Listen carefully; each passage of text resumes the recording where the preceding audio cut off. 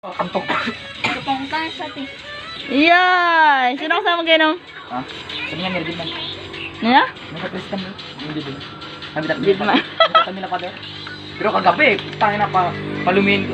Pabidyon ako te. Wala ko video. Yun ako te. Sige, bidyon mo ko te. Video ko. Joey ka. Siyempre. Mapriso ka. Mapriso ka te. Siyempre, malam mo malasakit ako ito sa'yo. Yan, magalayas ka na. Pasensya lang po sa akin. Ganito na po ako talaga. Ito na siguro ang kapalaran ko talaga. Kahit ganito lang po ako. Ganda talaga to. Ganito na po talaga ako. Kung saan ako masaya, doon na rin ako kayo masaya. Kawawa. Kawawa na po ako. Wala na po akong damit. Kawawa na po ako. Kawawa na po ako talaga. Bagsak na nga ako sa ISPE. ISPE, makatao. Ano nga yung ISPE, te? Edukasyon Edukasyon sa pagkakatao. Ano palakot niya ako tao? Para bagsak nila ako. Edukasyon sa pagpapakatao. Hindi ba ako tao para ibagsak nila ako? Tao din naman ako, may puso ako, isip.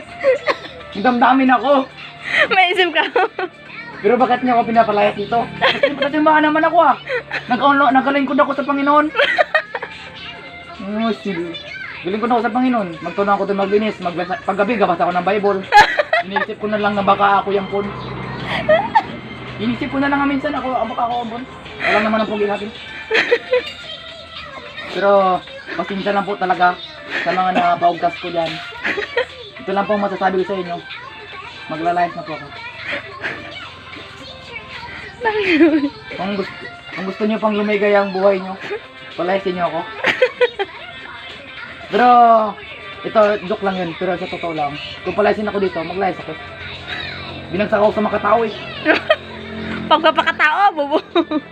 Binagsak ako doon. Eh, yung pinakamadaling subject, ay pagsak pa ako doon. Ay, hindi ka katao kasi. Baka di talaga ako tao, guys. Guys, baka di ako tao, guys. Sa mga nakikinig sa vlog ko. Di baka di ako tao, guys. Aminin nyo na kasi, huwag na kayong mahiya. Ako rin naman ang masasaktan sa uli.